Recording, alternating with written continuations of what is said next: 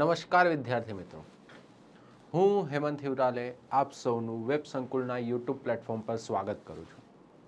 આપણને ખ્યાલ છે એ પ્રમાણે આપણે એનસીઆરટી સિરીઝ આ શરૂ કરેલી છે, જેની અંદર ભિન્ન ભિન્ન ટોપિક્સને આપણે સ્ટડી કરતા હોઈએ છીએ અને આ દરેકે દરેક ટોપિકને સમજવાનો પ્રયત્ન કરીએ છીએ. લાસ્ટ લેક્ચરની અંદર આપણે ઘણી બધી વસ્તુઓ પ્રિવિયસલી આપણે શીખી ગયા છીએ. આજે આપણે એક ઇન્ટરેસ્ટિંગ વસ્તુ એટલે કે અંતઃસ્ત્રાવી તંત્ર પર ચર્ચા કરીશું કે ભાઈ અંતઃસ્ત્રાવી તંત્ર છે શું, રાઈટ, કઈ રીતે કામ કરે છે અને અહીંયાથી બહુ અવારનવાર પરીક્ષાની અંદર પ્રશ્નો આવતા હોય છે.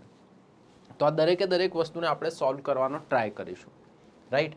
આજના લેક્ચરની શરૂઆત કરીએ અને આપણે ભણીએ કે અંતઃસ્ત્રાવી તંત્ર છે શું, રાઈટ. એન્ડોક્રાઇન સિસ્ટમ જેને આપણે કહીએ છીએ, તો એન્ડોક્રાઇન સિસ્ટમ છે શું આપણા શરીરની અંદર, એની પહેલાં આપને ખ્યાલ છે એ પ્રમાણે કે વેબ સંકુલ હંમેશાથી આપની માટે કંઈક વિશેષ, કંઈક સારું, કંઈક નવું લાવવાનો પ્રયત્ન કરે છે અને આપણી એક સરસ ઓફર પણ ચાલી રહી છે અત્યારે, એક જેને આપણે પડાપડી નામ આપેલું છે, પડાપડી ઓફર. અને આ ઓફરનો તમને ખ્યાલ છે એ પ્રમાણે તમે જુઓ તો એક જ દિવસ બાકી છે, એટલે કે આજનો છેલ્લો દિવસ છે, રાઈટ. તો જે પણ વિદ્યાર્થી અમારો સ્માર્ટ કોર્સ પરચેસ કરવા માગે છે તો એમાં જસ્ટ પડાપડી પ્રોમો કોડ નાખવાનો રહેશે અને તમે જોઈ શકો છો કે અહીંયા ડિસ્કાઉન્ટેડ પ્રાઇસ પર તમને દરેકે દરેક કોર્સ અવેલેબલ થઈ જશે, રાઈટ. તો આ તમને જોવા મળે છે પડાપડી ઓફર. આનાથી આગળ વધીએ, રાઈટ, અને જે પ્રમાણે આપણે ચર્ચા કરીએ એ પ્રમાણે વેરી ઇમ્પોર્ટન્ટ ટોપિક એટલે કે અંતઃસ્ત્રાવી તંત્ર એટલે કે એન્ડોક્રાઇન સિસ્ટમ જે છે આપણે એને સ્ટડી કરીશું, રાઈટ.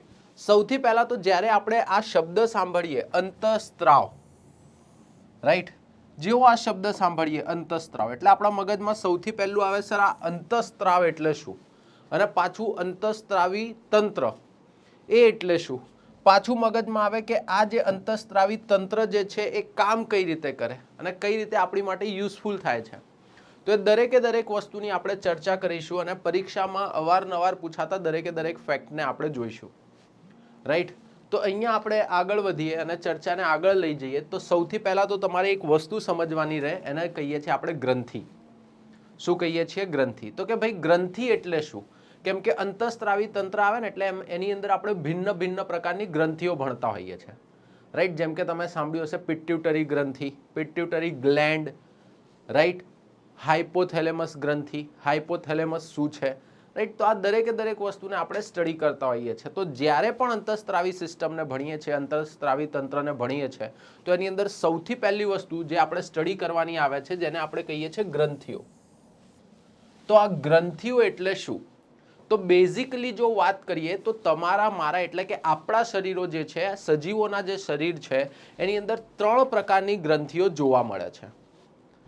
એક પ્રકારની ગ્રંથિ જેને આપણે બહિર્સ્ત્રાવી ગ્રંથિઓ તરીકે ઓળખીએ છીએ. એક ગ્રંથિ આવે છે જેને આપણે અંતઃસ્ત્રાવી ગ્રંથિઓ તરીકે ઓળખીએ છીએ અને કેટલીક ગ્રંથિઓ આવે જેમને આપણે મિશ્ર ગ્રંથિઓ તરીકે ઓળખીએ છીએ. એટલે કે બેઝિકલી જો જોવા જઈએ તો એઝ અ હ્યુમન તમારા મારા શરીરની અંદર ભિન્ન ભિન્ન પ્રકારની ગ્રંથિઓ રહેલી છે, બહિર્સ્ત્રાવી, અંતઃસ્ત્રાવી અને મિશ્ર પ્રકારની ગ્રંથિ. એની અંદર જો આપણે ચર્ચા કરીએ તો સર કે આ બહિર્સ્ત્રાવી ગ્રંથિ એટલે શું, અંતઃસ્ત્રાવી ગ્રંથિ એટલે શું, મિશ્ર પ્રકારની ગ્રંથિ એટલે શું? તો જો બહિર્સ્ત્રાવી ગ્રંથિઓ જે છે ને એ નોર્મલી એક્ઝોક્રાઇન જેને આપણે કહેતા હોઈએ છીએ, રાઈટ. જો ક્રાઇનનો અર્થ જ થાય છે ટુ રિલીઝ, ટુ સિક્રીડ, રિલીઝ કરવું, છોડવું. આપણે બોલીએ ને ક્રાય કરીએ ત્યારે આંસુઓ છૂટે આંખમાંથી, આંસુઓ નીકળવું, સ્ત્રાવી થવું, રાઈટ. એક્ઝો એટલે બહિર, તો કે ભાઈ બહિર્સ્ત્રાવી ગ્રંથિઓ, રાઈટ. આ બહિર્સ્ત્રાવી ગ્રંથિઓ મોટા ભાગે એન્ઝાઇમ એટલે કે ઉત્સેચકોને રિલીઝ કરતી હોય છે. કોને રિલીઝ કરે? ઉત્સેચકોને રિલીઝ કરે, એન્ઝાઇમ્સને રિલીઝ કરે. પાછું મગજમાં આવે કે સર આ ઉત્સેચકો શું હોય, એન્ઝાઇમ શું હોય, તો એના ઉપર બી આપણે ચર્ચા કરીએ છીએ, રાઈટ. મોટા ભાગની આ જે એન્ડોક્રાઇન ગ્રંથિઓ જે છે એ હોર્મોન્સ એટલે કે અંતઃસ્ત્રાવને રિલીઝ કરે. કોને રિલીઝ કરે? અંતઃસ્ત્રાવને રિલીઝ કરે. યસ ઓર નો? બીજી વસ્તુ આપણે સ્કૂલમાં હતા ત્યારે પણ ભણતા હતા, જ્યારે અંતઃસ્ત્રાવી ગ્રંથિઓની વાત કરીએ કે અંતઃસ્ત્રાવી તંત્રની વાત કરીએ તો એની અંદર ગ્રંથિઓ ભણીએ તો એક વસ્તુ ભણતા હતા કે આ નલિકા વિહીન છે, ડક્ટલેસ છે. ડક્ટ ના હોય, આની અંદર નલિકા નથી, નલિકા વિહીન ગ્રંથિઓ છે. કેવી છે? આ નલિકા વિહીન ગ્રંથિઓ છે, ડક્ટલેસ છે. યસ ઓર નો? આ કેવી છે? આ નલિકા યુક્ત છે. કેવી છે? આ નલિકા યુક્ત છે. તો કે ભાઈ ડિફરન્સ શું છે બહિર્સ્ત્રાવી ગ્રંથિ અને અંતઃસ્ત્રાવી ગ્રંથિ વચ્ચે ડિફરન્સ શું છે? તો કે ભાઈ ડિફરન્સમાં ધ્યાનમાં રાખવું, આ બાહ્ય સ્ત્રાવ કરશે, આ ઉત્સેચકોનો સ્ત્રાવ કરશે, આ અંતઃસ્ત્રાવનો સ્ત્રાવ કરશે, આ નલિકા યુક્ત છે, આ નલિકા વિહીન છે. હવે જો સિંપલ લેંગ્વેજ में मैं अगर बोलूं, राइट, एकदम सिंपल भाषाમાં હું બોલું કે એકદમ સિમ્પલ લોજિકથી સમજાવવાનો પ્રયત્ન કરું તો નોર્મલી થાય શું? તો કે ભાઈ આ જે અંતઃસ્ત્રાવી ગ્રંથિઓ જે છે ને એમને જુઓ. જેમ કે ફોર એન એક્ઝામ્પલ આપણે વાત કરીએ કોની? પિટ્યુટરી ગ્રંથિની. તો પિટ્યુટરી ગ્રંથિને અમુક અંતઃસ્ત્રાવ છોડવાના છે અને એ અંતઃસ્ત્રાવનો ઉપયોગ છેક કિડની કરશે. હવે પિટ્યુટરી ગ્રંથિ ક્યાં આવી અને કિડની ક્યાં આવી? બંને કેટલા દૂર દૂર છે કે નહીં? હવે આટલા દૂર દૂર છે તો જો તમે વિચાર કરો, ધારો કે પિટ્યુટરી ગ્રંથિથી હું શું કરું છું? કિડની સુધીની નલિકા બનાવું છું, નળી. કુદરતે જો એવું કર્યું હોત કે પિટ્યુટરી ગ્રંથિથી લઈને કિડની સુધીની નળી બનાવી અને નળી દ્વારા અંતઃસ્ત્રાવ કિડનીને મળે અને પછી કિડનીને ખબર પડે કે કામ કઈ રીતે કરવાનું છે. જો આટલી લાંબી નલિકા બનાવી હોત અને ધારો કે ફોર એન એક્ઝામ્પલ કોઈનો એક્સિડન્ટ થાય કે કંઈ થાય, વચ્ચેથી નળી કપાઈ ગઈ, તો એ કિડની તો ખબર જ નહીં પડે કે મારે કામ કઈ રીતે કરવું છે. એટલે પ્રકૃતિએ જ બહુ વિચાર કરીને આપણી શરીર બનાવ્યું છે અને આ સિસ્ટમની અંદર તમને જોવા મળશે કે અંતઃસ્ત્રાવી તંત્રની અંદર શું થાય છે? તો કે ભાઈ છેક અહીંયા હાઇપોથેલેમસ, મગજમાં રહેલા હાઇપોથેલેમસને કામ કરાવવાનું છે શરીરના ભિન્ન અંગ જોડેથી, है ડિફરન્ટ અંગો જોડેથી કામ કરાવવાનું છે. પિટ્યુટરી ગ્લેન્ડ, રાઈટ, ઉપર રહેલી પિટ્યુટરી ગ્લેન્ડને છેક કામ કરાવવાનું છે ક્યાં? તો કે ભાઈ શુક્રપિંડથી. યસ ઓર નો? તો હવે તમે વિચાર કરો, આટલા દૂર દૂર કનેક્શન છે તો દરેક જગ્યાએ પાઇપલાઇન નાખવી ડિફિકલ્ટ હતી. એટલે પ્રકૃતિએ વિચાર કર્યો, એક કામ કરો, આમને પાઇપલાઇન ના આપો, નલિકા વિહીન બનાવી દો. અંતઃસ્ત્રાવી ગ્રંથિઓને કેવી બનાવો? નલિકા વિહીન, નો પાઇપલાઇન. તો આ લોકો કરે શું? આ લોકો અંતઃસ્ત્રાવ જે છે ને એ લોહીની અંદર મિક્સ કરી નાખે. કેમ કે તમને ખ્યાલ છે લોહી તો શરીરમાં બધે ફરે છે અને પછી લોહી જ્યાં જ્યાં જાય ત્યાં ત્યાં અંતઃસ્ત્રાવને લઈ જાય. એટલા માટે તમને જોવા મળશે કે અંતઃસ્ત્રાવી ગ્રંથિઓ જે છે એની અંદર કોઈ જ પ્રકારની નલિકાની વ્યવસ્થા હોતી નથી, ડક્ટલેસ હોય છે, નલિકા વિહીન છે. જ્યારે આ બાહિરસ્ત્રાવી ગ્રંથિઓ કેવી છે? આમને નજીક નજીક કામ કરવાનું છે, एकदम पास पास, ज्यादा दूर काम नहीं करने का इनको, राइट. आमने उत्सेचको શું? તો કે ભાઈ ઉત્સેચક બનાવીને બાજુમાં જઠરમાં મોકલી દેવાના છે. યસ ઓર નો? ઉત્સેચક બનાવીને એની નીચે જ રહેલા અંગમાં મોકલી દેવાના છે, નજીક નજીક છે, રાઈટ. તો એમાં શું કરો? તો કે ભાઈ આટલા માટે આખા લોહીવાળા સિસ્ટમને ક્યાં હેરાન કરવું કે? એટલે એક કામ કરો કે આપણે શું કરીએ, અહીંયા પાઇપલાઇન લગાવી દઈએ, નજીક નજીક અંગો વચ્ચે શું લગાવી દઈએ? પાઇપલાઇન. તો ઉત્સેચકો રિલીઝ કરવાના હોય ને એ બધાની અંદર તમને નલિકાઓ જોવા મળશે, આમાં નલિકા જોવા મળે નહીં.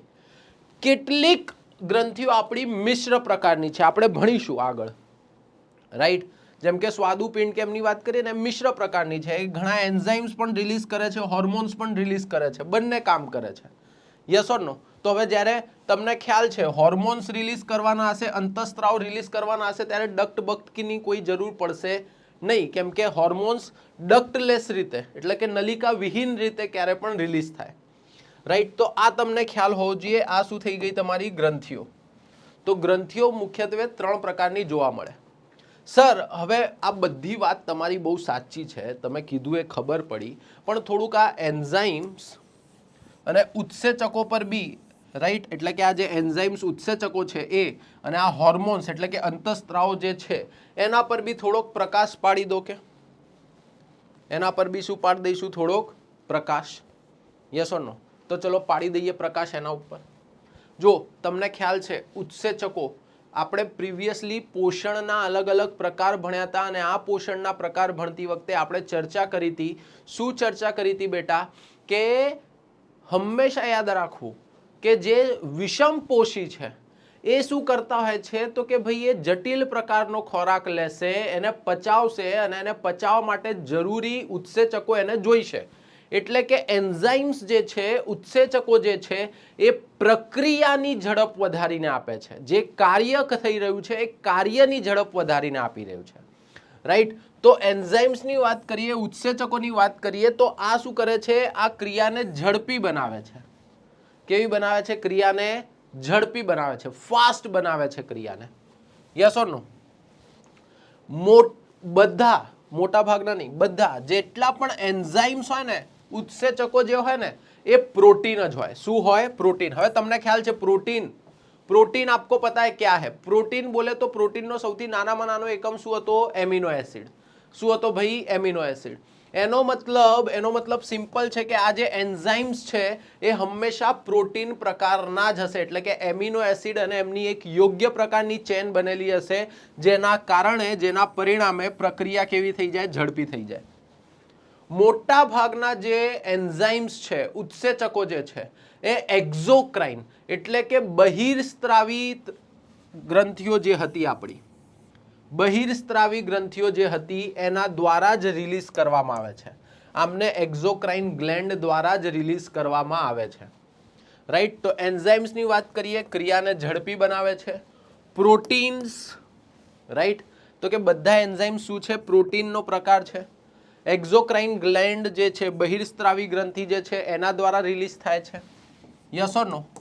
વાત કરીએ અંતઃસ્ત્રાવોની. કોની વાત કરીશું હવે? અંતઃસ્ત્રાવ. અંતઃસ્ત્રાવ શું કરે છે? તો કે ભાઈ આ છે ને એક પ્રકારના એવા રાસાયણિક પદાર્થો છે કે એવા જૈવિક રસાયણો છે. શું છે? આ એક પ્રકારના જૈવિક રસાયણો છે જે અંગની ક્રિયાશીલતામાં ફેરફાર કરીને આપે છે. શેમાં? તો કે ભાઈ અંગની ક્રિયાશીલતામાં ફેરફાર કરીને આપે છે. કોઈ ટિપિકલ અંગ છે એની ક્રિયાશીલતામાં શું કરી આપશે? ફેરફાર કરી આપશે. કોણ? તો કે ભાઈ અંતઃસ્ત્રાવ. નોર્મલી એન્ઝાઇમ્સ એટલે કે ઉત્સેચકો જે હતા એ પ્રોટીન જ હતા, એટલે કે તમે કહી શકો કે દરેક એન્ઝાઇમ જે છે એ પ્રોટીન છે, પણ એવું નથી કે દરેક પ્રોટીન એન્ઝાઇમ હોય. યસ ઓર નો? થોડુંક સ્ટેટમેન્ટને ધ્યાનથી સમજજો. તો કે ભાઈ દરેક એન્ઝાઇમ પ્રોટીન છે, એટલે કે કોઈ એન્ઝાઇમ હોય તો તમે કહી શકો કે યસ આ પ્રોટીન છે. યસ ઓર નો? પણ દરેક પ્રોટીન હોય તો એ એન્ઝાઇમ જ હોય એવું જરૂરી નથી. રાઈટ? તો આ ખાસ ધ્યાનમાં રાખીશું. પણ અંતઃસ્ત્રાવની વાત કરીએ તો અંતઃસ્ત્રાવ તો કે ભાઈ પ્રોટીન પણ હોઈ શકે. રાઈટ? સ્ટીરોઇડ્સ પણ હોઈ શકે. રાઈટ? કાર્બોહાઈડ્રેટ પણ હોઈ શકે. ઇથિલિન પણ હોઈ શકે. યસ ઓર નો? એ કંઈ પણ હોઈ શકે. એ શું હોઈ શકે? એ કોઈ પણ હોઈ શકે. Yes or no? રાઈટ? તો ધ્યાનમાં રાખીશું. અંતઃસ્ત્રાવો જે છે આપણે વાત કરીએ પ્રમાણે એન્ડોક્રાઇન એટલે કે અંતઃસ્ત્રાવી ગ્રંથિઓ દ્વારા રિલીઝ કરવામાં આવતા હોય છે. રાઈટ? તો આપણે આ ધ્યાનમાં રાખીશું કે એન્ઝાઇમ્સ અને અંતઃસ્ત્રાવો જે છે, હોર્મોન્સ જે છે, એમની વચ્ચે ડિફરન્સ શું છે? What is the difference between enzymes and hormones? Right? તો આ આપણને આઈડિયા હોવો જોઈએ. આનાથી આગળ વધીએ અને આપણા શરીરની આખી સિસ્ટમને સમજવાનો પ્રયત્ન કરીએ કે કઈ રીતે આખી સિસ્ટમ વર્ક કરે છે. રાઈટ? તો એની અંદર તમને ખ્યાલ હોય તો આ રહી આપણા એક શરીરની રચના, અને એની અંદર આપણને ઉપરથી નીચે સુધી જાઓ તો અલગ અલગ પ્રકારની શું જોવા મળે છે? અંતઃસ્ત્રાવી ગ્રંથિઓ જોવા મળે છે. જેમ કે hypothalamus, right? Pineal gland, pituitary gland, એ તો તમારા મસ્તિષ્કવાળા એરિયામાં જ આવી જશે. પછી ગળા જોડે આવશે થાઇરોઇડ, પેરાથાઇરોઇડ. રાઈટ? એનાથી નીચે જઈશું આપણે, એક થાઇમિન પણ આવે. એનાથી નીચે જશો તો એડ્રિનાલિન ગ્લેન્ડ આવશે આપણી. એનાથી નીચે જશો તો પેનક્રિયાઝ એટલે કે સ્વાદુપિંડ આવશે. એનાથી નીચે જઈએ એટલે કે અંડપિંડ અને શુક્રપિંડ, એવી અલગ અલગ ગ્રંથિઓ આવે. આ દરેક ગ્રંથિને આપણે ડિટેલમાં સ્ટડી કરીશું. દરેક ગ્રંથિને આપણે સરસ રીતે સમજીશું કે કઈ રીતે આપણા શરીર પર અસર કરે છે. બટ એ વસ્તુને ધ્યાનમાં રાખીને કે એક્ઝામમાં પ્રશ્નો કઈ રીતે આવે છે. રાઈટ? તો ચલો એક એક કરીને દરેકને સમજતા જઈએ અને સૌથી પહેલા ચર્ચા કરીએ હાઇપોથેલેમસની. કોની ચર્ચા કરીએ? હાઇપોથેલેમસની. એમ તો આપણે હજી અમુક વસ્તુઓ સ્ટડી કરી નથી, જેમ કે આપણે ચેતાતંત્રને આગળ ભણીશું, પણ હું તમને એક વસ્તુ કહી દઉં. હાઇપોથેલેમસ જે છે એ આપણા મસ્તિષ્કમાં આવેલું છે. જો એક સિમ્પલ લેંગ્વેજમાં બોલું મેં તો આ સમજી લો. ધારો કે આ મેં મસ્તિષ્ક બનાવ્યું. શું બનાવ્યું મેં? મસ્તિષ્ક. તો આ જે મસ્તિષ્ક બનાવ્યું એની અંદર જોશો તો આ તમારું હાઇપોથેલેમસ જે છે એ અગ્ર મગજ સાથે સંકળાયેલું છે. અને આપણું જે મસ્તિષ્ક જે છે એને આપણે ડિફરન્ટ પાર્ટમાં વહેંચી શકીએ. રાઈટ? અગ્ર, મધ્ય અને પશ્વ. રાઈટ? ધારો કે ફોર એન એક્ઝામ્પલ એવી રીતે આપણે વેચવાનો પ્રયત્ન કરીએ છીએ. અગ્ર, મધ્ય અને પશ્વ, એવી રીતે મસ્તિષ્કને વેચતા હોઈએ છીએ. તો આમાં હોય શું? આપણા મસ્તિષ્કની અંદર એક ભાગ એવો છે કે જે ઐચ્છિક ક્રિયાઓ એટલે કે તમે ઈચ્છો છો એવી ક્રિયાઓને કંટ્રોલ કરે છે. આપણા મસ્તિષ્કની અંદર એક ભાગ એવો છે જે અનૈચ્છિક ક્રિયાઓ એટલે કે તમે ઈચ્છતા, એટલે જેમ કે શ્વાસ રોકી રાખવો, યસ ઓર નો, તમે શું કરી શકો તો કે ભાઈ તમે શ્વાસ રોકી રાખશો પણ જ્યારે એકદમથી ઓક્સિજનને જરૂર પડશે ને ત્યારે તમે તરત તમારો શ્વાસ લેવાનું તમે ચાલુ કરી દેશો. એને તમે લાંબો સમય સુધી નહીં રોકી રાખો, કે રોકી શકો જ નહીં, આપણે રોકી જ ના શકીએ. યસ ઓર નો? કેમ? કેમ કે શરીરની અંદર ઐચ્છિક અને અનૈચ્છિક એટલે કે તમે ઈચ્છો એવી ક્રિયા, જેમ કે હાથ ઊંચો નીચે કરવો છે મારે, તો એ મારી ઈચ્છા હતી તો મેં હલાવી લીધો.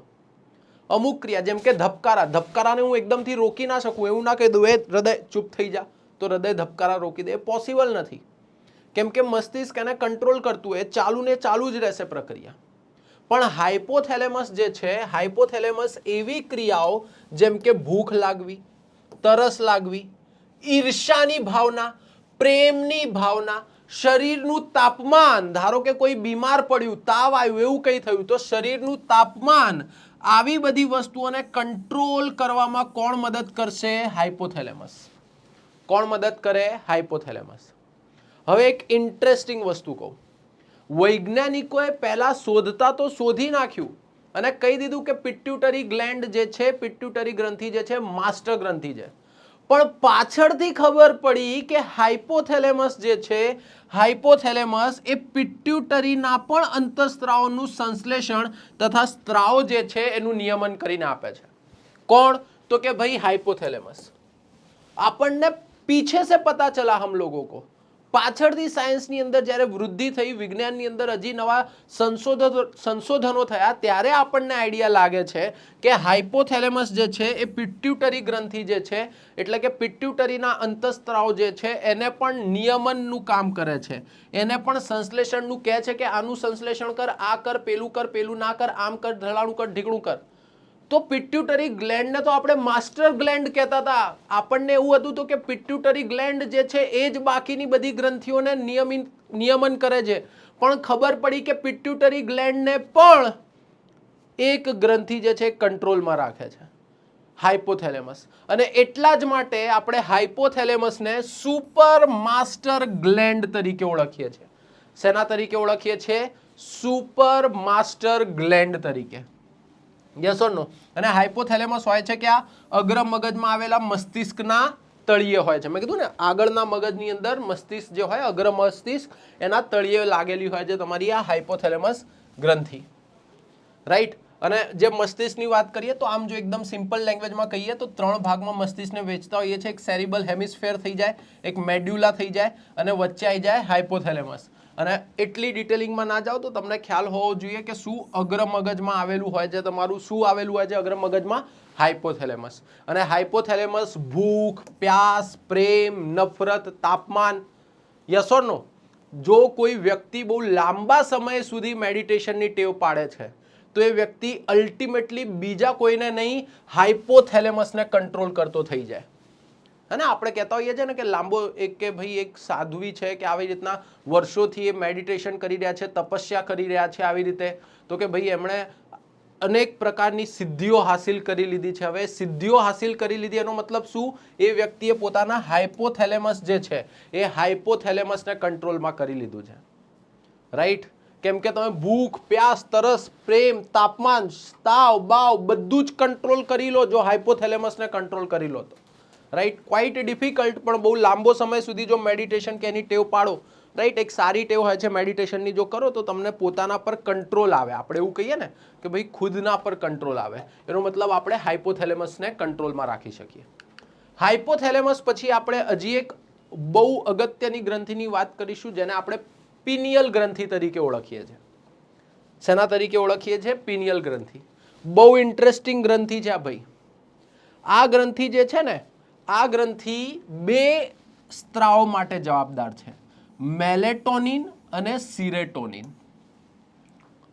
કયા અંતઃસ્ત્રાવ માટે જવાબદાર છે? મેલેટોનિન અને સિરેટોનિન.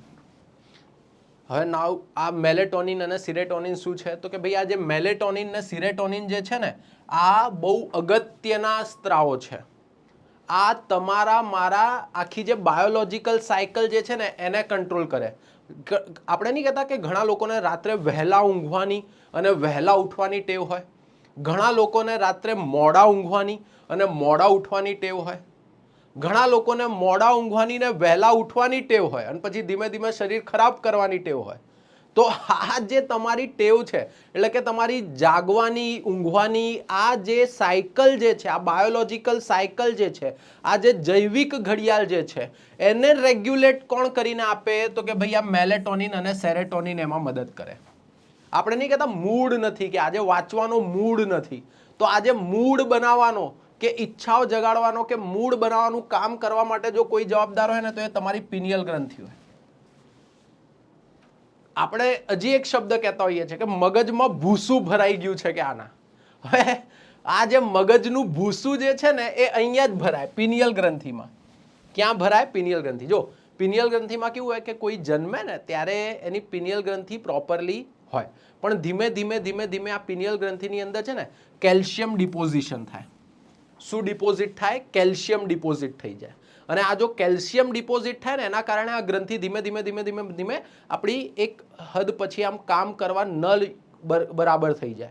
રાઈટ? એટલે ઘણા પુસ્તકોમાં ડાયરેક્ટ લખી જ દીધું છે કે મનુષ્યની અંદર પિનિયલ ગ્રંથિ જે છે એ કાર્યરત હોતી જ નથી. એવું નથી. કરે મેલેટોનિન જે છે, મેલેટોનિન સિરેટોનિન જેવી વસ્તુઓ એ ધીમે ધીમે રિલીઝ કરતી હોય, જેના કારણે તમારી મારી બાયોલોજિકલ સાયકલ સેટ થાય.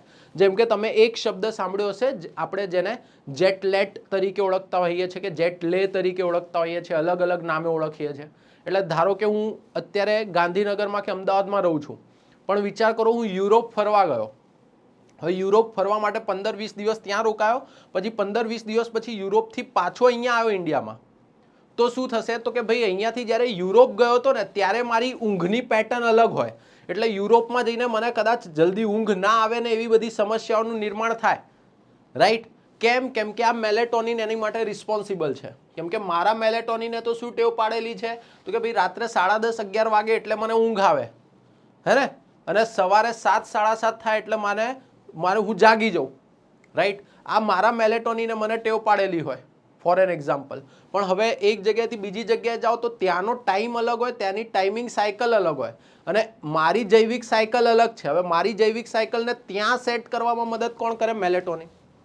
એટલા માટે ઘણા લોકો કરતા હોય છે કે ભાઈ જ્યારે એક જગ્યાએથી બીજા પ્રદેશોમાં જવાનું થાય ને તો બેઝિકલી મેલેટોનિનની કેપ્સ્યુલ્સ લે, દવાઓ આવતી હોય છે મેલેટોનિનની. રાઈટ? કે જેનાથી સ્લીપ સાયકલ જે છે, ઊંઘની જે સાયકલ જે છે, સ્લીપ સાયકલ એ મેનેજ થાય. રાઈટ? તો ધ્યાનમાં રાખીશું આ રિલીઝ કરવા માટે જવાબદાર છે આપણી પિનિયલ ગ્રંથિ. અને પિનિયલ ગ્રંથિની અંદર જ ભૂસું ભરાય. ભૂસું ભરાય એનો મતલબ કે આની અંદર જ કેલ્શિયમ ડિપોઝિશન થઈ જાય, સમયની સાથે કેલ્શિયમ ડિપોઝિટ થઈ જાય આની અંદર. રાઈટ? પિનિયલ ગ્રંથિ. પછી આવે છે પિટ્યુટરી ગ્રંથિ. ભાઈ આની તો ભાઈ આ ગ્રંથિની શું વાત કહું તમને, માસ્ટર ગ્લેન્ડ કહીએ છીએ આપણે. જો સુપર માસ્ટર ગ્લેન્ડ તો હાઇપોથેલેમસ આ ગયા, કેમ કે આને પણ કંટ્રોલ કોણ કરે છે? હાઇપોથેલેમસ. પિટ્યુટરી ગ્લેન્ડની વાત કરીએ, પિટ્યુટરી ગ્રંથિની વાત કરીએ તો માસ્ટર ગ્રંથિ છે ભાઈ, માસ્ટર બ્લાસ્ટર ગ્રંથિ છે આ માસ્ટર ગ્રંથિ. નોર્મલી પિટ્યુટરી જે ગ્રંથિ જે છે એ આમ જોવા જઈએ તો શરીરની અંદર જે ગ્રંથિઓ આવેલી છે, ખાસ કરીને અંતઃસ્ત્રાવી ગ્રંથિઓ, જેટલી અંતઃસ્ત્રાવી ગ્રંથિઓ છે, અંતઃસ્ત્રાવી ગ્રંથિઓ એમાં સૌથી નાની ગ્રંથિ છે, સૌથી નાની. પણ તેમ છતાંય આ ગ્રંથિને છે ને આપણે અલગ અલગ પાર્ટ્સમાં વેચી શકીએ. જેમ કે એક આ આગળનો પાર્ટ થઈ જાય જેને આપણે અગ્ર પિટ્યુટરી કહીએ છીએ, એક મધ્ય પિટ્યુટરી પણ આવે અને પછી પશ્વ પિટ્યુટરી આવે. એટલે કે નોર્મલી પિટ્યુટરી ગ્લેન્ડ જે છે ને આવી રીતે 3 પાર્ટમાં જોડાયેલી હોય. આ તમને દેખાય છે, આ મારી મુઠ્ઠી છે, આ મુઠ્ઠીનો એક ભાગ, આ મુઠ્ઠીનો બીજો ભાગ, આ આમ જુઓ ને આંગળીઓ વાળો ભાગ, આ તળિયાવાળો ભાગ, અને આ આગળનો ભાગ. તો આ જે આગળનો ભાગ છે ને એને આપણે કહીએ અગ્ર પિટ્યુટરી, અને આ જે પાછળ બને છે ને આ તમને જોવા મળે છે, આ થઈ જશે તમારી પશ્વ, એટલે કે પાછળવાળી પિટ્યુટરી. એક મધ્ય પણ આવે, પણ મધ્યવાળી જે છે ને એ કન્ટિન્યુઅસલી જોડાઈ જ ગયેલી હોય છે અગ્ર અને એની વચ્ચે, એટલે બહુ જગ્યા રહેતી નથી. તો આપણે નોર્મલી આને 2 પાર્ટમાં ડિવાઈડ કરીને ભણીશું. અગ્ર પિટ્યુટરી જે આગળની બાજુ છે એ ભિન્ન ભિન્ન પ્રકારના છે ને આ હોર્મોન્સ એટલે કે અંતઃસ્ત્રાવ રિલીઝ કરશે. જેમ કે એક GH રિલીઝ કરે. નાઉ વોટ ઇઝ GH? GH બોલે તો ગ્રોથ હોર્મોન, GH બોલે તો ગ્રોથ હોર્મોન, વૃદ્ધિ અંતઃસ્ત્રાવ. હવે તમને નામ પરથી જ ખ્યાલ આવે છે વૃદ્ધિ. હવે મારા શરીરની વૃદ્ધિ કરવા માટે જવાબદાર છે આ અંતઃસ્ત્રાવ.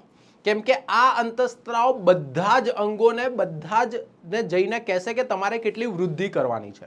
GH जिसको बोलते हैं, ગ્રોથ હોર્મોન જેને કહેવાય, વૃદ્ધિ કરવા માટે. પણ આ અંતઃસ્ત્રાવની મજા એ છે કે આ અંતઃસ્ત્રાવ યોગ્ય પ્રમાણમાં રિલીઝ થયેલો હોવો જોઈએ. જો આ વધારે રિલીઝ થાય તો જાયન્ટિઝમ એટલે કે એકદમ મહાકાય શરીર બની જાય કોઈનું, રાઈટ? જોવા મળે ને, જેમ કે ખલીવલી જોવા જાઓ તો એકદમ મહાકાય શરીર, આમ હાઈટ, બોડી, આમ. યસ ઓર નો? કેમ કે એની અંદર ગ્રોથ હોર્મોન્સ જરૂરથી વધારે પ્રમાણમાં રિલીઝ થઈ ગયા. યસ ઓર નો? અને જો જરૂરથી ઓછા પ્રમાણમાં રિલીઝ થાય તો ડ્વાર્ફિઝમ, હે ને, કે હાઈટ નાની રહી જવી કે એવી કોઈ ઘટના બની શકે કોઈની સાથે. એટલે નોર્મલી આમ જોવા જઈએ તો ગ્રોથ હોર્મોન જે છે શરીરના ગ્રોથ માટે જવાબદાર છે. હાથની સાઈઝ, યસ ઓર નો, પંજાની સાઈઝ, મોઢાની સાઈઝ, આ બધા જે ગ્રોથ કરવાના જે છે એના માટે જવાબદાર છે તમારા ગ્રોથ હોર્મોન્સ. શું જવાબદાર છે? Growth hormones, right? અને આમને યોગ્ય પ્રમાણમાં રિલીઝ થવા બહુ જરૂરી છે. સેકન્ડ, આગળ વધીએ, બીજા આવે પોલિક્ટિન. પોલિક્ટિન પણ રિલીઝ થાય તમારા અગ્ર પિટ્યુટરી દ્વારા.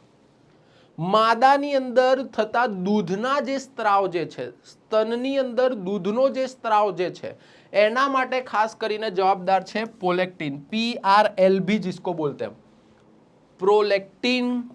Prolactin અંતઃસ્ત્રાવ, right? ધ્યાનમાં રાખીશું તો કે ભાઈ દૂધના સ્ત્રાવ માટે જવાબદાર, દૂધના સ્ત્રાવ માટે માદાઓમાં. આના સિવાય વાત કરીએ તો આના સિવાય અગ્ર પિટ્યુટરી ગ્લેન્ડ હજી અંતઃસ્ત્રાવ છોડે, જેમ કે એક અંતઃસ્ત્રાવ છે જેને આપણે કહીએ છીએ થાઇરોઇડ સ્ટિમ્યુલેટિંગ હોર્મોન. નામ પરથી જ ખ્યાલ આવતો હશે તમને, થાઇરોઇડ સ્ટિમ્યુલેટિંગ હોર્મોન છે આ. એટલે કે થાઇરોઇડ ગ્રંથિ જે છે એના ઉપર નિયંત્રણ અને નિયમન રાખશે. થાઇરોઇડ ગ્રંથિ જે છે થાઇરોક્સિન નામનો અંતઃસ્ત્રાવ છોડે. આ થાઇરોક્સિન અંતઃસ્ત્રાવ જે છે એને કંટ્રોલ કરવામાં મદદ કરે તમારો આ કયો તો કે ભાઈ થાઇરોઇડ સ્ટિમ્યુલેટિંગ હોર્મોન. કોણ મદદ કરે? Thyroid stimulating hormone, right? તો એ ખાસ ધ્યાનમાં રાખીશું. યસ, તો તમને આઈડિયા હોવો જોઈએ. અગ્ર પિટ્યુટરી ગ્લેન્ડની વાત કરીએ છીએ, ગ્રોથ હોર્મોન્સ, પોલેક્ટિન અને થાઇરોઇડ સ્ટિમ્યુલેટિંગ હોર્મોન્સ. આની જ અંદર હજી આગળ વધીએ તો અગ્ર પિટ્યુટરી ગ્લેન્ડ જે છે એ હજી ઘણા હોર્મોન્સ છોડતી હોય છે, રિલીઝ કરતી હોય છે. એમાં આવી જશે એડ્રીનોકોર્ટિયો, રાઈટ? એની અંદર આવતો હોય છે તમારો એડ્રીનોકોર્ટિકોટ્રોપિક હોર્મોન, રાઈટ? તો કે ભાઈ કયો? एड्रीनोकॉर्टिकोट्रोपिक हार्मोन. હવે આ શું છે? ACTH जिसको बोलते हैं, हम नॉर्मली उसको ACTH बोलते थे स्कूल में જ્યારે હતા, ACTH તરીકે ઓળખતા હતા. એડ્રીનોકોર્ટિકોટ્રોપિક હોર્મોન જેને કહીએ છીએ. હવે આ જે એડ્રીનોકોર્ટિકોટ્રોપિક હોર્મોન જે છે એની વાત કરીએ તો આ કોર્ટિકોટ્રોપિક હોર્મોન તમને નામ પરથી જ ખ્યાલ આવે છે. એડ્રીનાલિન ગ્રંથિ જે છે આપણા શરીરમાં હજી એક ગ્રંથિ રહેલી છે, એડ્રીનાલિન ગ્રંથિ કહીએ છીએ આપણે. આ જે એડ્રીનાલિન ગ્રંથિ જે છે એને નિયમન અને નિયંત્રણમાં મદદ કરશે ACTH, રાઈટ? તો એ ખાસ ધ્યાનમાં રાખીશું. આના સિવાય લ્યુટેનાઇઝિંગ હોર્મોન આવે છે, ફોલિકલ સ્ટિમ્યુલેટિંગ હોર્મોન આવે છે. હવે આ જે બે હોર્મોન છે, લ્યુટેનાઇઝિંગ હોર્મોન અને ફોલિકલ સ્ટિમ્યુલેટિંગ હોર્મોન જે છે, રાઈટ? ખાસ ધ્યાનમાં રાખીશું. આમને આપણે સેક્સ હોર્મોન્સ તરીકે પણ ઓળખીએ છીએ, ખાસ કરીને LH ને, રાઈટ?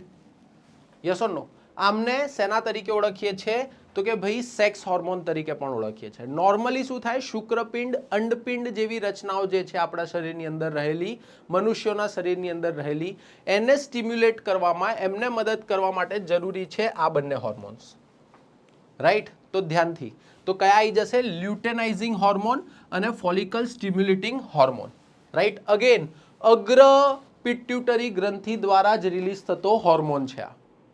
બહુ ધ્યાનથી સમજીશું. હજી આગળ વધીએ. હજી એક હોર્મોન આવે છે જેને આપણે મેલેનોસાઇટ સ્ટિમ્યુલેટિંગ હોર્મોન કહીએ છીએ. Melanocyte stimulating hormone.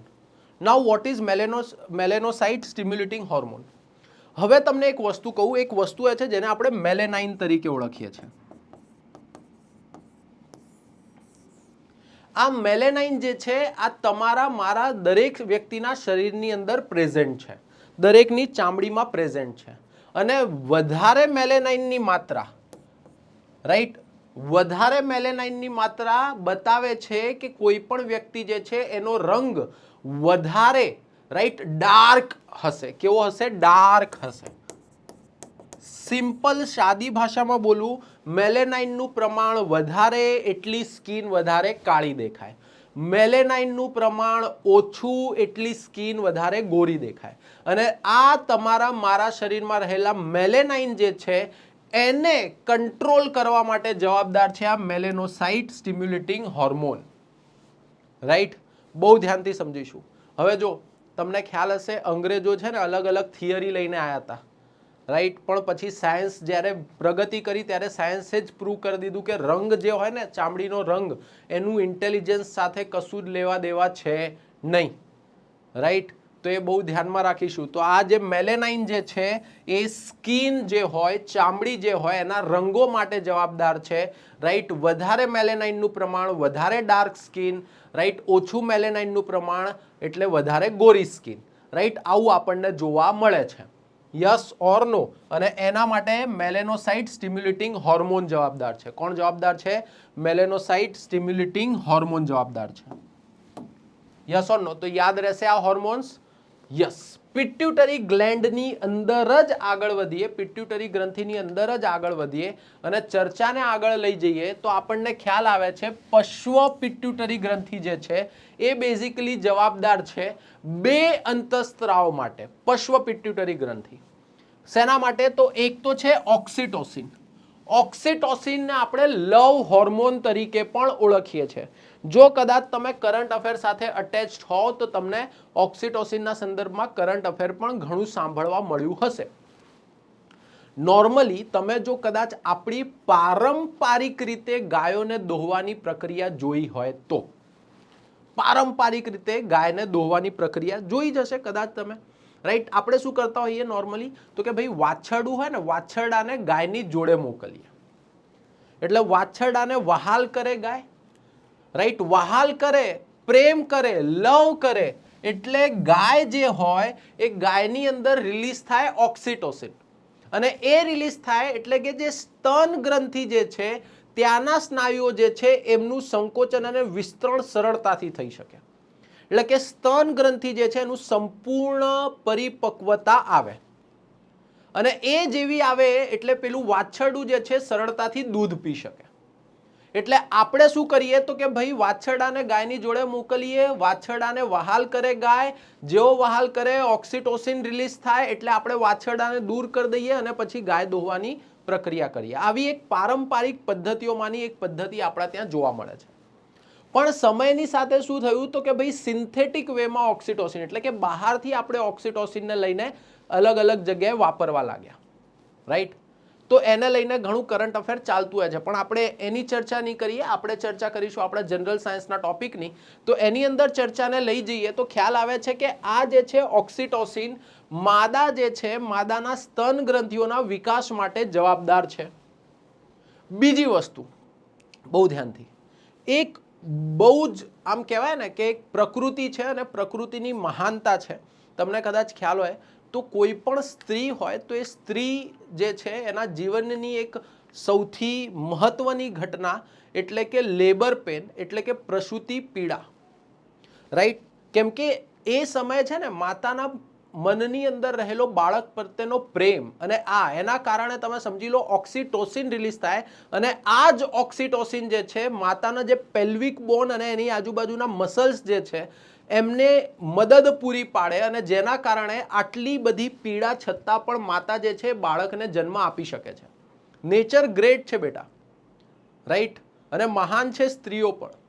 રાઈટ, હવે આ જે ગ્રેટ નેચર જે છે એ ગ્રેટ નેચરે એક બહુ વસ્તુ બનાવી છે ઓક્સિટોસિન. આ જ ઓક્સિટોસિન જવાબદાર હોય છે પ્રસૂતિ સમયે થતી આટલી બધી પીડા પણ માતા સહન કરી શકે છે એની માટે. Right, oxytocin. અને એના જ કારણે માતા જે છે પ્રસૂતિ સમયે બાળકને જન્મ પણ આપી શકે છે. જો કદાચ કોઈ સ્ત્રીની અંદર કોઈ કારણો વસાહત જો ઓક્સિટોસિન યોગ્ય માત્રાની અંદર રિલીઝ ન થતું હોય તો એવી પરિસ્થિતિમાં તમને ખ્યાલ હશે મોડર્ન ડે સાયન્સ જે છે સી સેક્શન, જેને આપણે સિઝેરિયન નામક સર્જરી તરીકે પણ ઓળખીએ છીએ, કે એવી કોઈ વસ્તુનો આપણે સહાયતા લેવી પડે છે. રાઈટ. કેમ કે ઓક્સિટોસિન જે હતું એ પ્રોપર પ્રમાણમાં રિલીઝ નહોતું થતું. યસ ઓર નો? તો ઓક્સિટોસિન જે છે એનું પણ કાર્ય હવે આપણને ખ્યાલ છે. આના સિવાય હજી એક મહત્વનો અંતઃસ્ત્રાવ જે છે એ પશ્વ પિટ્યુટરી ગ્રંથિ છોડે છે, જેને આપણે વેસોપ્રેસિન તરીકે ઓળખીએ છીએ. નાઉ વોટ ઇઝ વેસોપ્રેસિન? વેસોપ્રેસિન જે છે એ શરીરની અંદર રહેલા પાણી અને ઇલેક્ટ્રોલાઇટ્સ જે છે, જરૂરી મિનરલ્સ જે છે, ઇલેક્ટ્રોલાઇટ્સ જે છે, એની માત્રાને, એટલે કે શરીરમાં રહેલ પાણી અને ઇલેક્ટ્રોલાઇટ્સની માત્રાને નિયંત્રણમાં રાખે છે. કોણ? તો કે ભાઈ વાસોપ્રેસિન કે વેસોપ્રેસિન તરીકે જેને આપણે ઓળખીએ છીએ. આ જે છે ને ખરેખર આ એડીએચ છે. નાઉ વોટ ઇઝ એડીએચ? એડીએચ બોલે તો એન્ટી ડાયુરેટિક હોર્મોન છે. આ એડીએચ છે, એન્ટી ડાયુરેટિક હોર્મોન. હવે જે વ્યક્તિના શરીરની અંદર anti diuretic hormone properly release થતો હોય એ વ્યક્તિના શરીરની અંદર પાણીની માત્રા યોગ્ય રીતે જળવાઈ રહે. પણ જો એન્ટી ડાયુરેટિક હોર્મોન એટલે કે એડીએચ એટલે કે વેસોપ્રેસિન એ પ્રોપરલી રિલીઝ નથી થતું, હે ને, કે ભાઈ પ્રોપરલી એના શરીરમાં રિલીઝ નથી થઈ રહ્યું, તો એવા વ્યક્તિને શું થાય? તો કે ભાઈ એના કારણે જો આ યોગ્ય માત્રામાં રિલીઝ ન થાય તો એના કારણે શરીરની અંદર પાણીની માત્રા યોગ્ય રીતે જળવાઈ ના રહે, અને એના કારણે શું થાય? તો કે ભાઈ વારીએ ઘડીએ એ વ્યક્તિને જે છે પેશાબ કરવા માટે જવું પડે, વારંવાર પેશાબ કરવા માટે જવું પડે. હે ને, ઘણા લોકોને આપણે કહેતા હોઈએ છીએ ને, બહુ વધારે વાર પેશાબ કરવા જતો હોય તો આપણે એને શું કહીએ? તો કે ભાઈ આને ડાયાબિટીસ હશે. કયો ડાયાબિટીસ એ ના ખબર હોય, પણ આજે હું તમને કહું છું, જો એડીએચ પ્રોપર માત્રામાં ન રિલીઝ થતું હોય, રાઈટ, એન્ટી ડાયુરેટિક હોર્મોન જે છે આપણો એ પ્રોપર માત્રામાં ન રિલીઝ થતું હોય, તો એવા વ્યક્તિને વારંવાર યુરિન માટે જવું પડે છે, વારંવાર પેશાબ કરવા માટે જવું પડે છે, અને આવી જ પરિસ્થિતિને આપણે ડાયાબિટીસ ઇન્સિપિડસ તરીકે ઓળખીએ છીએ. શેના તરીકે ઓળખીએ છીએ? ડાયાબિટીસ ઇન્સિપિડસ તરીકે ઓળખીએ છીએ. રાઈટ. હવે પાછી હજી એક ઇન્ટરેસ્ટિંગ વસ્તુ કહું. આ જે એડીએચ જે છે, આ એડીએચ પર પાછું વાતાવરણની પણ અસર થાય. એટલે કે ઠંડીના દિવસ હોય ત્યારે તમે જોજો એડીએચ આપણા શરીરમાં પૂરતા માત્રામાં ન રિલીઝ થાય, એટલે ઠંડીના દિવસમાં શું થાય? તો કે ભાઈ વારીએ ઘડીએ ઘણી વાર આપણને શું પેશાબ કરવા જવું પડે જો પાણી વધારે પીધું હોય તો. રાઈટ. ગરમીના દિવસની અંદર એડીએચ વધારે માત્રામાં રિલીઝ થાય, એટલે કે ત્યારે ઓછી વાર પેશાબ કરવા જવું પડે. યસ ઓર નો? તો એડીએચ તમને ખ્યાલ હોવું જોઈએ, વેસોપ્રેસિન જેને કહીએ છીએ, ડાયાબિટીસ ઇન્સિપિડસ. રાઈટ. તો ડાયાબિટીસ ઇન્સિપિડસ થવા પાછળનું કારણ પણ તમને ખ્યાલ આવી ગયો. રાઈટ. ડાયાબિટીસ બે પ્રકારના હોય. આ એક ડાયાબિટીસ ઇન્સિપિડસ જોયું, આપણે બીજું પણ ડાયાબિટીસ જોઈશું. રાઈટ, આજના જ લેક્ચરમાં જોઈશું. તો આ છે તમારા અગત્યના અંતઃસ્ત્રાવ, ઓક્સિટોસિન, वासोप्रेसिन. यस और नो? राइट. आगे बढ़ते हैं, कहानी को और आगे लेके जाते हैं. थायराइड ग्रंथि. कई ग्रंथि? थायराइड ग्रंथि. આની પહેલા આપણે પિટ્યુટરી જોઈ. થાઇરોઇડ ગ્રંથિની વાત કરીએ તો થાઇરોઇડ ગ્રંથિને સૌથી મોટી અંતઃસ્ત્રાવી ગ્રંથિ તરીકે ઓળખીએ છીએ. થાઇરોઇડ ગ્રંથિ અતિ મહત્વની ગ્રંથિ છે, વૃદ્ધિ અને વિકાસ માટે જવાબદાર છે ભાઈ આ થાઇરોઇડ ગ્રંથિ. રાઈટ. જો થાઇરોઇડ ગ્રંથિની વાત કરીએ તો થાઇરોઇડ ગ્રંથિ જે છે ને થાઇરોક્સિન નામનો અંતઃસ્ત્રાવ છોડે. કયો અંતઃસ્ત્રાવ છોડે છે? થાઇરોક્સિન. અને આ જે થાઇરોક્સિન અંતઃસ્ત્રાવ છે એ ખરેખર જવાબદાર છે પ્રોટીન અને ચરબીના ચયાપચય માટે. શેના માટે જવાબદાર છે? પ્રોટીન અને ચરબીના ચયાપચય માટે. જો અચાનકથી કોઈ વ્યક્તિનું વજન વધે કે શરીર પર વધારે ચરબી વધારે પ્રમાણમાં અચાનકથી કોઈ વ્યક્તિના શરીર પર દેખાવા લાગે કે આ તો એકદમ વજન વધી ગયું હોય, તો એવા કેસમાં તમે ડોક્ટરને જોયા હશે કે ડોક્ટર એક વસ્તુ રિકમેન્ડ કરતા હોય છે કે આપણે એક કામ કરીએ, થાઇરોઇડનો ટેસ્ટ કરાવી લઈએ.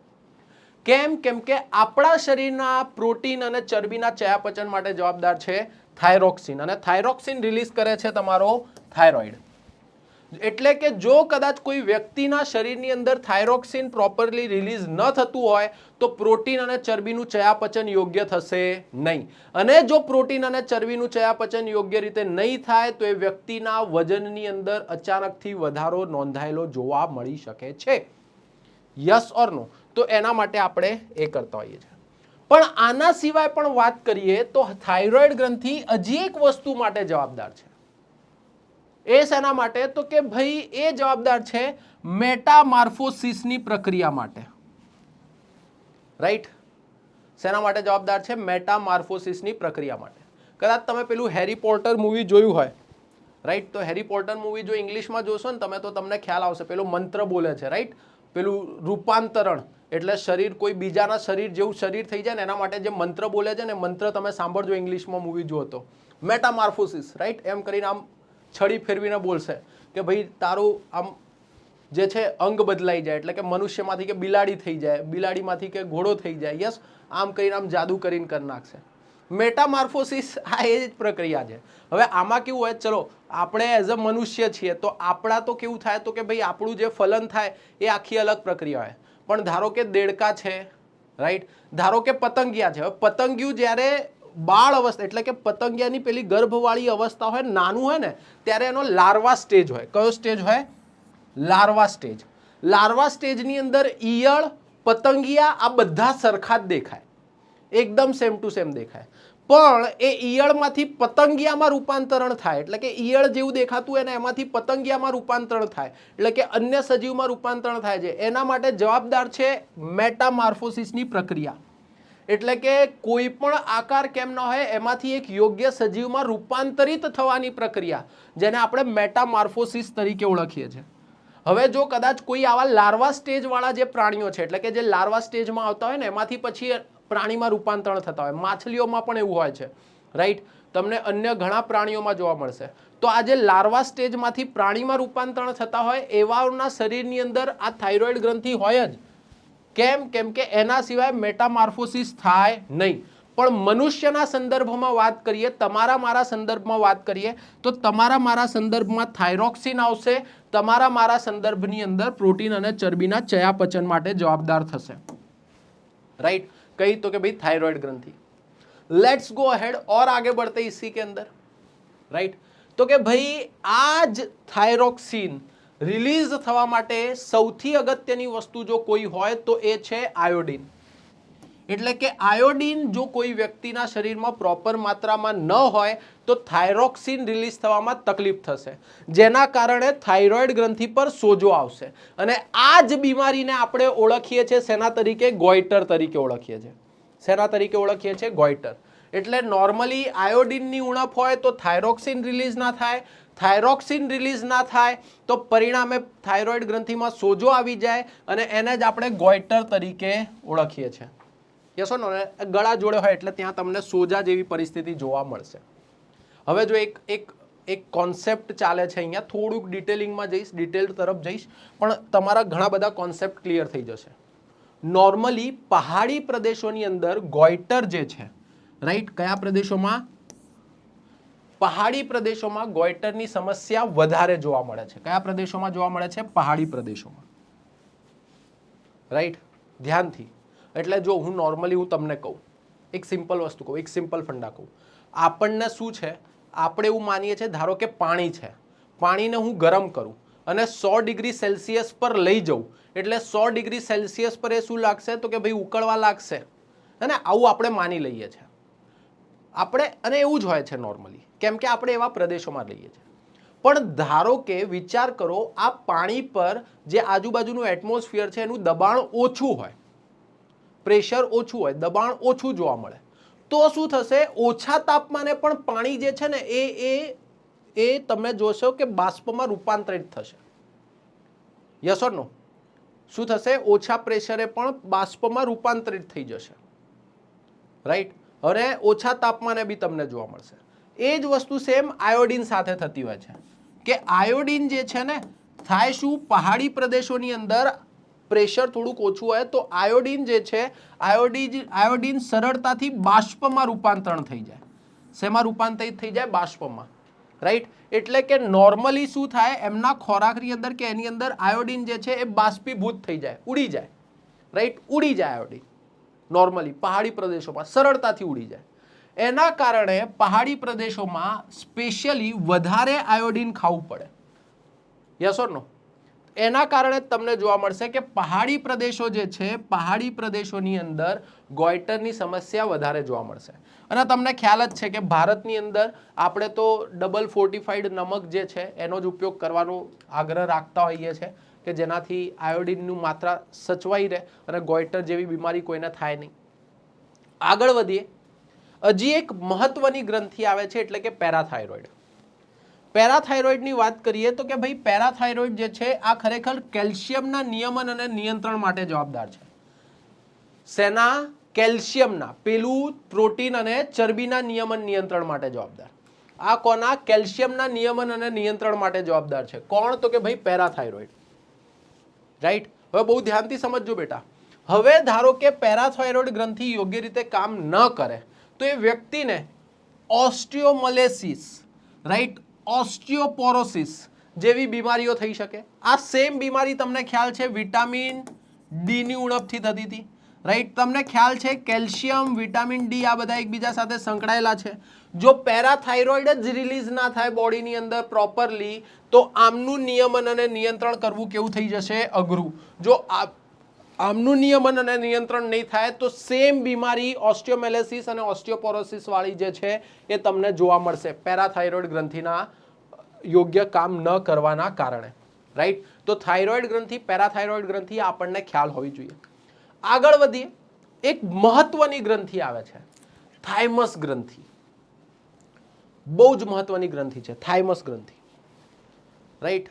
આ જે છે ને આ ખરેખર આ પેલી રોગ પ્રતિકારકતા વાળી ગ્રંથિ છે. કઈ ગ્રંથિ છે? રોગ પ્રતિકારકતા વાળી.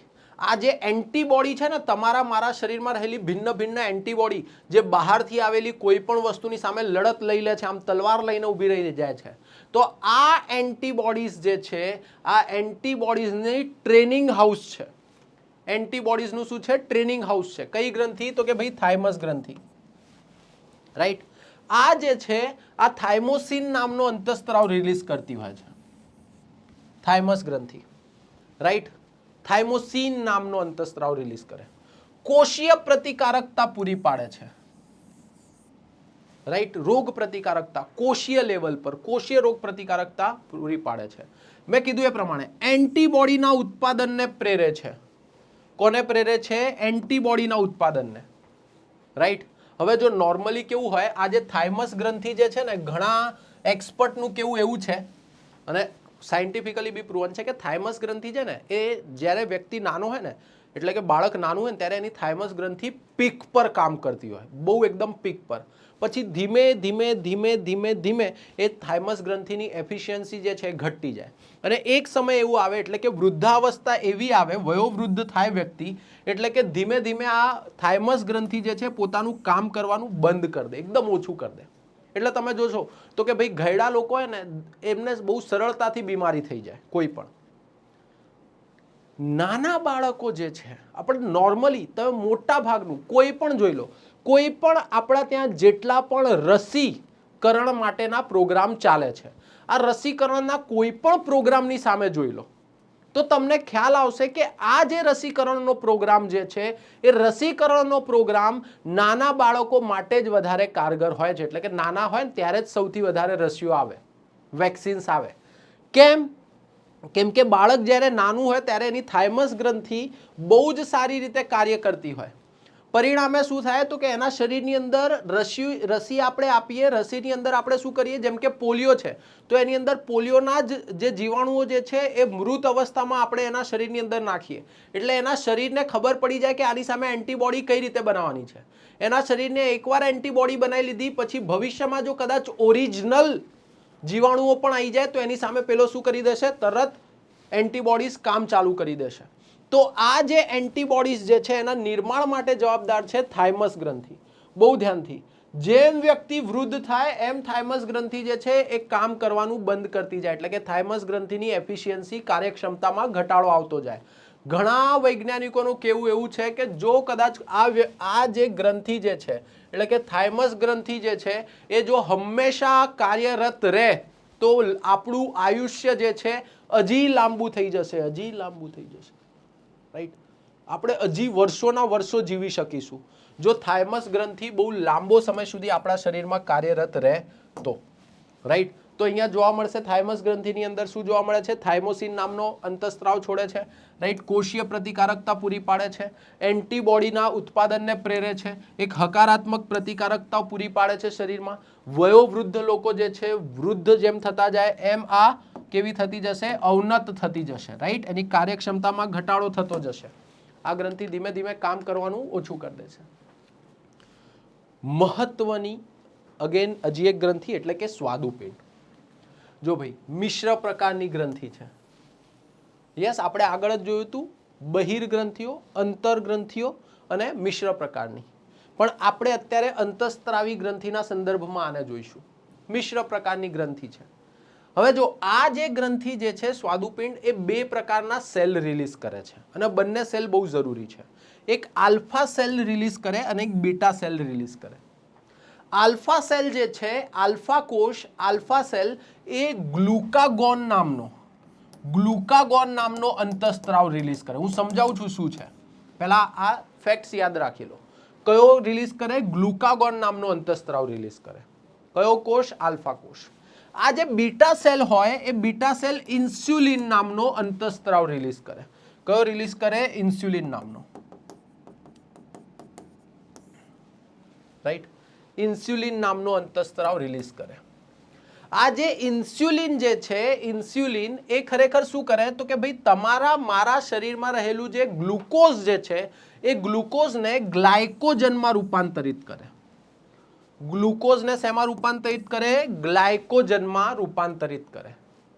કેમ? કેમ કે ગ્લુકોઝ જો મુક્ત રીતે આપણા લોહીની અંદર ફરે તો એ યોગ્ય છે નહીં, રાઈટ? ક્યાંય પણ એ વપરાઈ જશે. એક સિમ્પલેસ્ટ ગ્લુકોઝ શું હોય તો ગ્લુકોઝ આપણને ખ્યાલ છે કાર્બોહાઈડ્રેટ છે, એક પ્રકારનો સિમ્પલેસ્ટ ફોર્મ ઓફ કાર્બોહાઈડ્રેટ.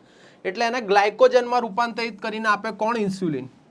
હવે ધારો કે એ વ્યક્તિ જે છે, આ જે વ્યક્તિ છે, આ વ્યક્તિના શરીરની અંદર બીટા સેલ યોગ્ય રીતે કામ નથી કરી રહ્યા, ઇન્સ્યુલિન રિલીઝ નથી થતું, કાં તો ઇન્સ્યુલિન ઓછા માત્રામાં રિલીઝ થાય છે. તો એના કારણે શું થશે? ગ્લુકોઝનું ગ્લાયકોજનમાં રૂપાંતરણ થશે નહીં. પરિણામે શું થશે તો કે ભાઈ શરીરમાં ગ્લુકોઝની માત્રા વધે. કોની માત્રા વધે? ગ્લુકોઝની માત્રા વધે. એટલે કે જેમ ઇન્સ્યુલિન લેવલ ઘટે, ગ્લુકોઝની માત્રા વધે. અને આ જ પરિસ્થિતિને આપણે ડાયાબિટીસની પરિસ્થિતિ, બટ ડાયાબિટીસ મેલેટસ તરીકે ઓળખીએ છીએ. યસ ઓર નો? શેના તરીકે ઓળખીએ છીએ? ડાયાબિટીસ મેલેટસ કાં તો ડાયાબિટીસ મેલિટસ તરીકે પણ આપણે એને ઓળખતા હોઈએ છીએ. એટલે કે બે પ્રકારના ડાયાબિટીસ જોયા આપણે, ડાયાબિટીસ ઇન્સિપિડસ અને ડાયાબિટીસ મેલિટસ.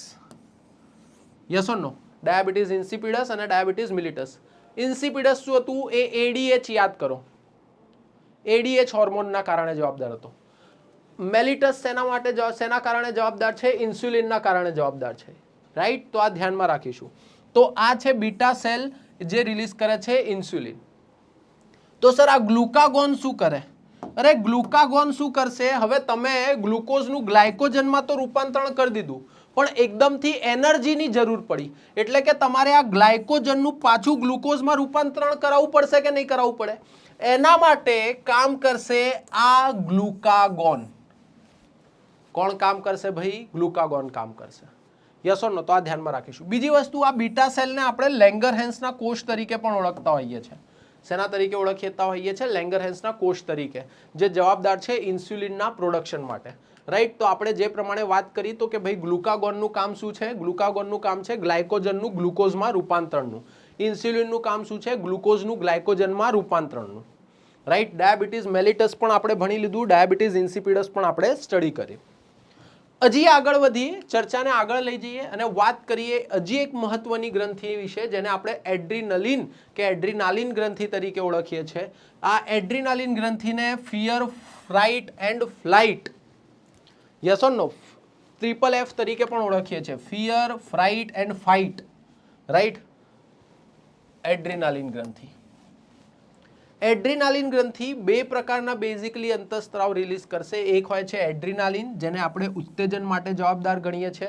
એકદમથી ગુસ્સો આવી જવો, ઉત્તેજના આવી, એડવેન્ચર સ્પોર્ટ્સ કરવા ગમવા, રાઈટ? એકદમથી પાછળ આમ દોડતા હો, ચાલતા ચાલતા જતા હો, કૂતરું આવે ને એકદમ ઉત્તેજના આવે ને ફાસ્ટ દોડી લો, એ બધા માટે જવાબદાર છે એડ્રીનાલિન. હવે આ જે ઉત્તેજના આવી હતી એને પાછી શાંત પાડવી પણ એટલી જ જરૂરી છે. એના માટે જવાબદારીનું કામ કોણ કરીને આપશે તમને? નોર એડ્રીનાલિન, રાઈટ? નોર એડ્રીનાલિન શાંતિની અનુભવી કરાવીને આપશે. શેનો અનુભવ કરાવશે તમને? શાંતિનો. તો એડ્રીનાલિન ગ્રંથિ ખાસ સમજીશું આપણે, રાઈટ, ફિયર એન્ડ ફ્રાઇટ ગ્લેન્ડ તરીકે પણ ઓળખીએ છીએ આપણે એડ્રીનાલિન. એના પછી આવે છે બે અગત્યની ગ્રંથિઓ, શુક્રપિંડ ને અંડપિંડ. રાઈટ, શુક્રપિંડ જે છે એ આ તમને ખ્યાલ છે એ પ્રમાણે શુક્રપિંડ નોર્મલી પુરુષોની અંદર જોવા મળે છે, અંડપિંડ જે છે એ સ્ત્રીઓની અંદર પ્રેઝન્ટ જોવા મળે છે. શુક્રપિંડ જે છે એ મનુષ્યની અંદર એટલે કે જે પુરુષ જે છે, નર જે છે, નરની વૃષણ કોથળીમાં આવેલી હોય છે. રાઈટ, અને મહત્વનો હોર્મોન એટલે કે ટેસ્ટેસ્ટેરોન નામનો હોર્મોન રિલીઝ કરવા માટે જવાબદાર છે શુક્રપિંડ. કોઈ પણ નરને નરના લક્ષણો આપવા માટે જવાબદાર છે. નરને નરના લક્ષણો આપવા માટે જવાબદાર છે કયો? તો કે ભાઈ શુક્રપિંડ, એટલે કે શુક્રપિંડ દ્વારા રિલીઝ થતા રાઈટ અંતઃસ્ત્રાવ. તો ધ્યાનમાં રાખીશું, નરને નરના લક્ષણો જે મળે છે એના માટે જવાબદાર છે શુક્રપિંડ અને એના દ્વારા રિલીઝ થતા અંતઃસ્ત્રાવ, ટેસ્ટેસ્ટેરોન છે કે એ છે એને. આનાથી આગળ વધીએ, અંડપિંડ. રાઈટ, સ્ત્રીઓમાં જોવા મળે છે, અંડવાહિનીઓ સાથે સંકળાયેલી હોય છે અંડપિંડ. અંડપિંડ જે છે એ નોર્મલી ઇસ્ટ્રોજન, પ્રોજેસ્ટેરોન જેવા અંતઃસ્ત્રાવ રિલીઝ કરવા માટે જવાબદાર છે. અગેન, સ્ત્રીઓના પ્રાથમિક અને દ્વિતીય લક્ષણો એટલે કે સ્ત્રીઓના લક્ષણ અપાવવા માટે જવાબદાર હોય છે તમારા અંડપિંડ અને એના દ્વારા રિલીઝ થતા અંતઃસ્ત્રાવ. રાઈટ, તો ખાસ ધ્યાનમાં હોવા જોઈએ શુક્રપિંડ અને અંડપિંડમાંથી રિલીઝ થતા અંતઃસ્ત્રાવ, અને એમના વિશે આપણને આઈડિયા હોવો જોઈએ. હજી આગળ લઈ જઈએ પ્રક્રિયાને, અને એક જે છે હજી એક સ્ત્રાવ આવે છે જેને આપણે ફોર્મોન્સ તરીકે કે ફિરોમોન્સ તરીકે ઓળખતા હોઈએ છીએ. ફોર્મોન્સ જે છે, ફોર્મોન્સને બાહ્ય સ્ત્રાવમાંનો એક સ્ત્રાવ તરીકે ઓળખીએ છીએ. ફોર્મોન્સ જે છે એ સુગંધ, સ્મેલ, રાઈટ, સ્મેલ માટેનો હોર્મોન છે ફોર્મોન્સ. ધ્યાનથી, રાઈટ, જેમ કે કીડીઓ છે, કીડી રાઈટ, કીડી હોય ને કીડી. હવે તમે જુઓ કીડીઓમાં તમે જોશો ને એક જ લાઈનમાં બધી કીડીઓ ચાલતી જોવા મળશે. કેમ એક જ લાઈનમાં ચાલતી જોવા મળે? કેમ કે આગળવાળી કીડી છે ને ફોર્મોન્સ છોડતી જાય, એ સ્મેલના આધારે પાછળની કીડી એને ફોલો કરતી જાય. યસ ઓર નો? એ જવાબદાર છે ફોર્મોન્સ. આ બાહ્ય સ્ત્રાવ છે પણ અગત્યનો છે, એક્ઝામમાં એકવાર પૂછાયેલો બી છે એટલે આપણને થોડોક આઈડિયા હોય તો સારું. જેમ કે કૂતરા હોય, ડોગ્સ હોય, એ તમે જોજો એક ટિપિકલ પેટર્નમાં શું કરશે? પેશાબ કરશે. કેમ એક ટિપિકલ પેટર્નમાં જ પેશાબ કરે? કેમ કે પોતાના એરિયાને ડિમાર્ક કરે કે ભાઈ આટલો જે આ કોઈ બીજો કૂતરો આવે એ ત્યાં સ્મેલના કારણે આવે નહીં. રાઈટ, સમજી જાય કે યાર ના અહીંયા કોઈ એનો છે કે એરિયા છે, વિસ્તાર છે. સેમ વસ્તુ વાઘ અને સિંહોને એની અંદર પણ હોય. જેમ કે સિંહ વી હોય ને તો એમના બી એક વિસ્તારો હોય, એરિયા હોય, તો એ પણ એવું જ કરે કે નોર્મલી અલગ અલગ વિસ્તારમાં અલગ અલગ જગ્યાએ એમને એરિયા ડિમાર્ક કરવા માટે શું કરશે? તો કે ભાઈ મળનો ત્યાગ કરશે એ રીતે. રાઈટ, તો ફોર્મોન્સ ધ્યાનમાં રાખીશું. સ્મેલ, સુગંધ માટેનો સ્ત્રાવ છે, એના વિશે આપણને ખ્યાલ હોવો જોઈએ. આના સિવાય એક આજકાલ એક નવી ટેકનિક પણ હોય છે કે જે મચ્છરો મારવા માટે પણ આપણે ફોર્મોન્સનો ઉપયોગ કરતા હોઈએ છીએ.